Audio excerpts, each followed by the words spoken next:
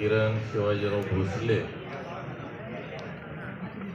उभाटा सेनेचे तालुकाध्यक्ष त्यांच्या सर्व कार्यकर्त्यांच्यासह भारतीय जनता पार्टीमध्ये प्रवेशाचा या ठिकाणी कार्यक्रम संपन्न झाला। या सर्व कार्यकर्त्यांचं प्रथमतः भारतीय जनता पार्टीमध्ये हार्दिक स्वागत करतो। खरं तर मागच्या 3 महिन्यापासून आम्ही प्रत्येक मंगळवारी भारतीय जनता पार्टीच्या प्रदेश कार्यालयामध्ये प्रत्येक आठवड्याला 60-70 कार्यकर्त्यांचा नेत्यांचा प्रवेश रेग्युलर घेत होतो।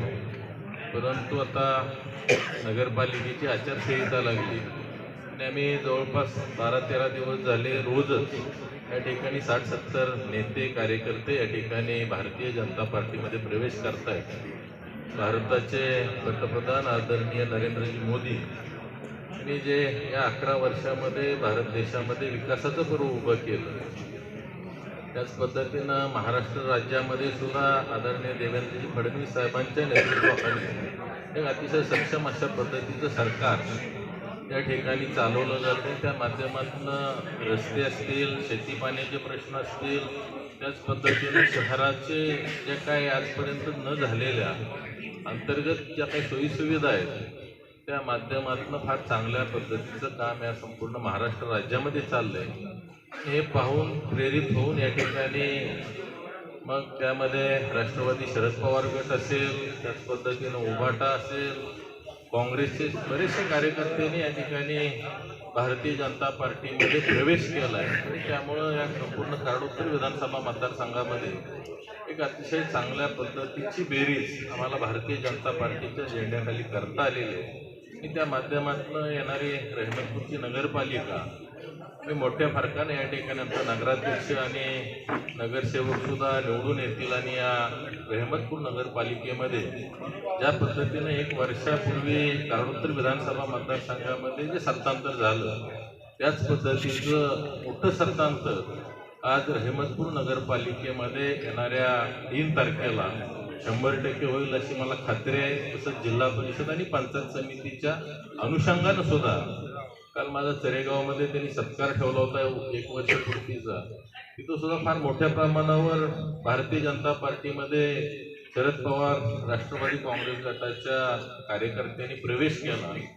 या माध्यमातून आता आपल्याला लक्षात येतं की संपूर्ण कारडोत्तर विधानसभा मतदारसंघ हा भाजपमय होताना त्या माध्यमातून दिसतोय आणि चांगल्या पद्धतीनं येणारा जिल्हा परिषद आणि पंचायत समितीमध्ये सुद्धा मी पैकीच्या पैकी सीट निवडून आणू अशा पद्धतीची परिस्थिती आज कारडोत्तर विधानसभा मतदारसंघामध्ये पक्षीय दृष्टिकोनातून झालेली पाहायला मिळते। आणि विकासाच्या बाबतीत जर बोलायचं झालं तर जवळपास परवापर्यंत 460 कोटी रुपये आपण महाराष्ट्र शासनाच्या माध्यमातून आणि केंद्र सरकारच्या माध्यमातून आणलेले आहेत।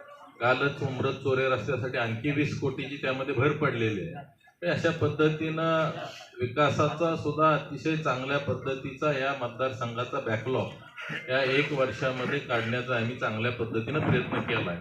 त्याच पद्धतीनं रहमतपूर नगरपालिकेसाठी सुद्धा जवळपास 46 कोटी रुपये आपण सांडपाणी व्यवस्थापन असेल, सर्व मंदिरांचे सभामंडप असतील, स्मशानभूमीच्या काही सोयीसुविधांच्या विषयानं असेल, बगीचाच्या विषयानं चांगल्या पद्धतीचा निधी आम्ही 1 वर्षामध्ये आणू शकलो आणि इथून पुढच्या काळामध्ये सुद्धा भारतीय जनता पार्टीचं सरकार राज्यामध्ये केंद्रामध्ये फार मोठ्या प्रमाणात या ठिकाणी विकासासाठी निधी तर आणूच, परंतु एक महाराष्ट्रातील अतिशय चांगल्या पद्धतीचं विकासाचं रोल मॉडेल येणाऱ्या काळामध्ये आम्ही रहमतपूर शहराला 100% बनवू आणि त्यासाठी आम्हाला रहमतपूर नगरीतील सर्व मतदार या ठिकाणी चांगल्या पद्धतीचं सहकार्य करतील आम्ही अशी अपेक्षा व्यक्त करतो। कराड उत्तरचे लोकप्रिय आमदार माननीय मनोजदादा घोरपडे, माननीय चित्रलेखाताई भाजपच्या महाराष्ट्र उपाध्यक्षा व युवा नेते निलेश माने, नंदू पाटील, सचिन बेलागडे या सर्व मान्यवरांच्या उपस्थितीत आज मी भाजप या पक्षात प्रवेश केला। प्रवेश करण्यामागचा एक हेतू दादा, तुमचं 15 वर्ष मी भाषण ऐकलं होतं। गेल्या 25 वर्षाच्या काळात या रहिमतपूरसाठी MIDC नुसती स्वप्नातली दाखवणारी माणसं या रहिमतपूरनं बघितली, पण तुम्ही खऱ्या अर्थानं जे भाषण केलं ते माझ्या अजून हृदयात आहे की अशा प्रकारचा आमदार युवकांसाठी आणि येणाऱ्या पिढीसाठी काय करू शकतो.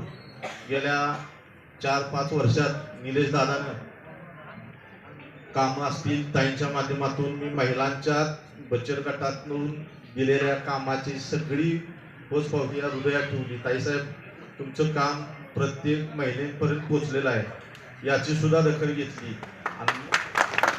आणि अशा कामात माझ्या गल्लीत ज्या मागच्या वेळेला मी प्रभागात लढलो त्या माळे गल्लीत तुम्ही 15 लाखाचं सभागृह दिलं.